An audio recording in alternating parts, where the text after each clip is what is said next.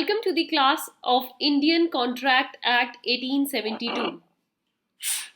Today I am going to discuss with you Section 30 of ICA and it talk about wagering agreements. Okay, till Section 29 हमने अपना syllabus कर लिया है and my dear students, let's come to the very important very important section of this act. This is wagering agreements. Wage agreements या wager कौन होता है, wagering agreements हम किन्हें कहते हैं और ये एग्रीमेंट्स का क्या इफेक्ट होता है. अगर ऐसे किसी एग्रीमेंट में कोई दो पार्टीज आ जाती हैं तो क्या वो एग्रीमेंट वैलिड होगा कि वॉइड होगा, ये सब आज हम जानेंगे इस सेशन में. So let's start the class.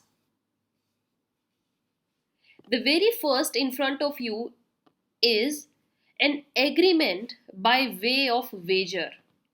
कोई भी ऐसा एग्रीमेंट जिसमें कि आप वेजर मतलब कि बेट लगाना है ना, जिसको हम कह देते हैं कि ये लोग क्या कर रहे हैं, बेट लगा रहे हैं. जुआ खेलना इन इंडिया आपने सुना होगा, जुआ. या फिर आप किसी चीज़ की ऐसी किसी ऐसे ट्रांजैक्शन में किसी पर्सन के साथ आ जाते हो कि अगर तुमने ऐसा किया या नहीं किया तो तुम मुझे दोगे और मैं तुम्हें पैसे दूंगा.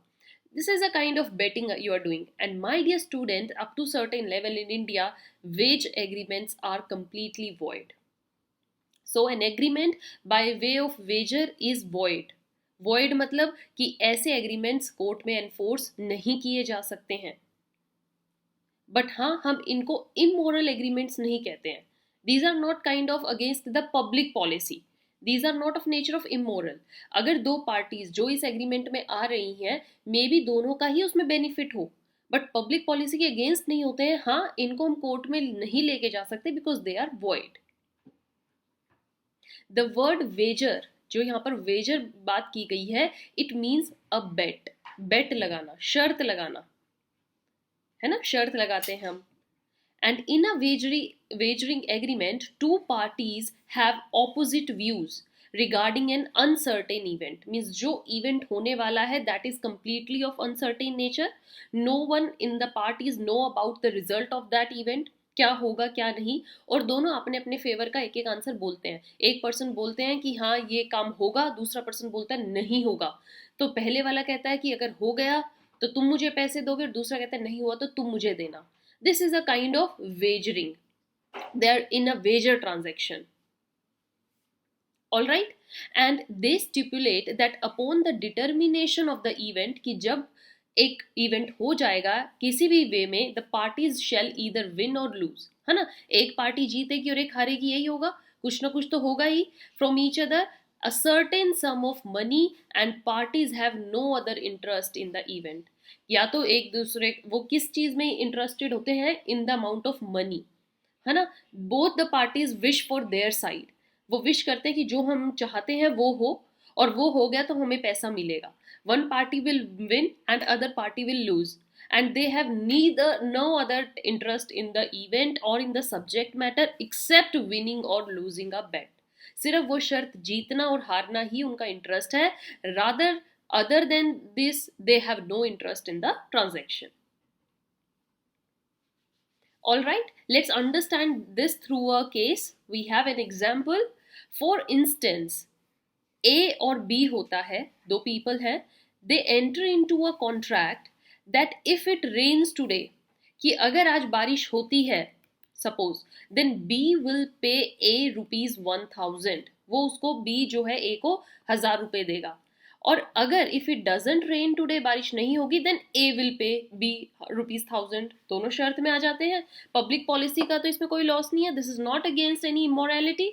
सो यहाँ पर क्या है, one party is in a situation of winning, other is in the situation of losing, and both of them don't know about the certainty. क्या होगा दोनों को ही नहीं पता, वो इवेंट होने के बाद रिजल्ट आएगा. इसलिए ऐसी चीजों को हम क्या बोलते हैं, वेजरिंग एग्रीमेंट. और ऐसे एग्रीमेंट को आप कोर्ट में नहीं लेके जा सकते. कैसे, अब सपोज कीजिए बारिश हो गई, ए कहता है बी को लाओ मेरे पैसे दो, बी कहता है मैं नहीं दूंगा. क्या ए कोर्ट में जाके कहेगा कि सर आज बारिश हो गई और हमने शर्त लगाई थी बी से मेरा पैसा दिलवाओ? No no. Court has much important things to do rather than these just filthy work.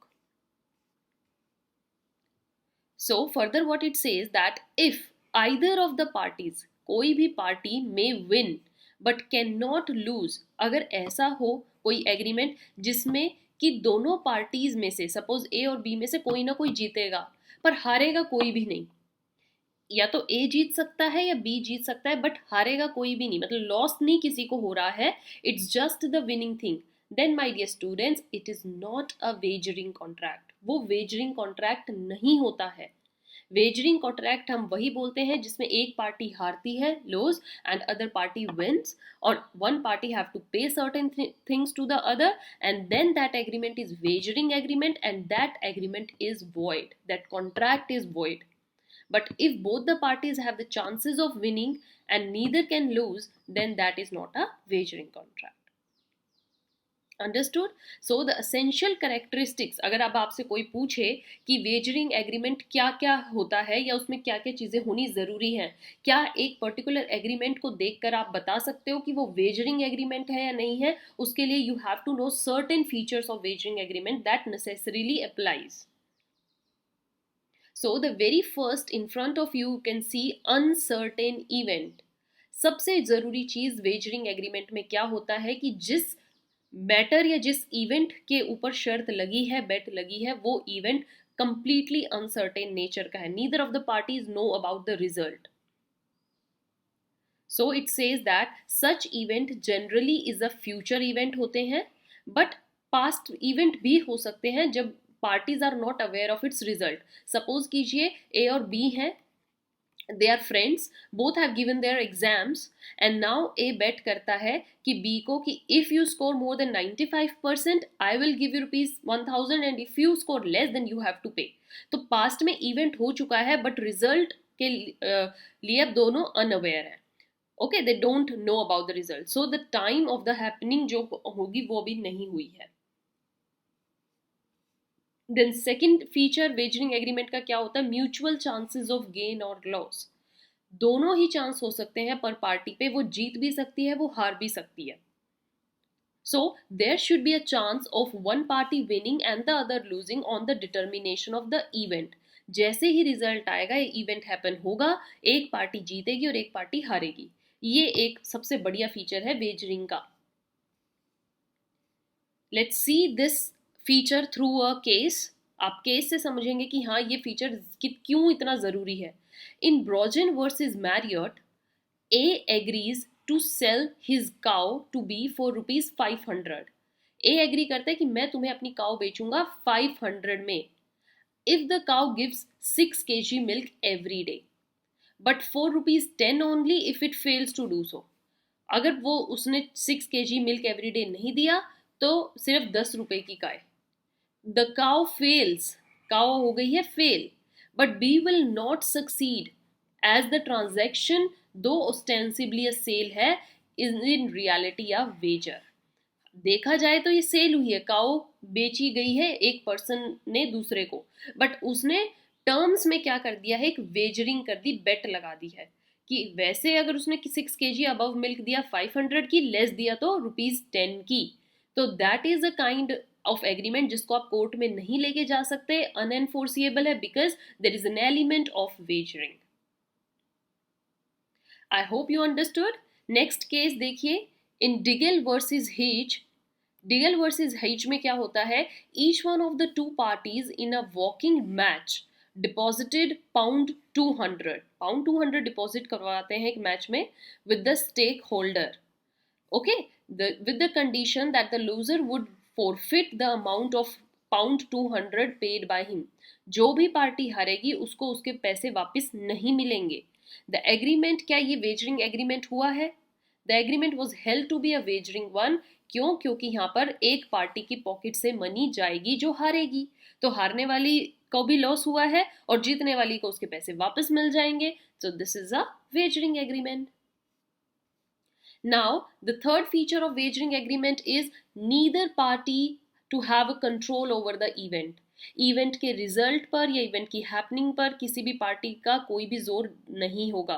A wager is a game of chance. Chance का game होता है, luck का game होता है. If you are lucky, you will win. If you are unlucky, you will lose. Right? The fourth feature is no other interest in the event. जो parties होती हैं उनका फालतू का कोई इंटरेस्ट होता ही नहीं है सब्जेक्ट मैटर में। बारिश होगी नहीं होगी सिर्फ उनको अपने पैसे से मतलब है, उनको बारिश के आने का कोई वेट नहीं है। They are not loving the weather, monsoon weather, okay, they don't have any interest other than this. So neither party have any interest in the contract, then the sum or the stake he will show win or lose. So this feature also distinguishes a wagering contract from a contract of insurance. जैसे आप insurance का contract लेते हो, है ना, life insurance का, तो उसमें जो इंश्योरेंस कंपनीज होती हैं उनका आपकी लाइफ में इंटरेस्ट है, वहां पर एक इंश्योरेबल इंटरेस्ट होना चाहिए। All right, so these four features are very, very important to make any agreement distinguish from other agreements and to make it या to term it as a wagering agreement. Wagering agreement के I hope अब आपको features समझ में आए हैं, ये actually में क्या होता है और वेजरिंग एग्रीमेंट का क्या इफेक्ट होता है। It is my dear students completely void होते हैं। Okay, right. So with this session came to an end. I hope you enjoyed and thank you so much for watching it. Keep subscribing, keep following. PDF is available on Telegram. Stay tuned for the next session. Thank you.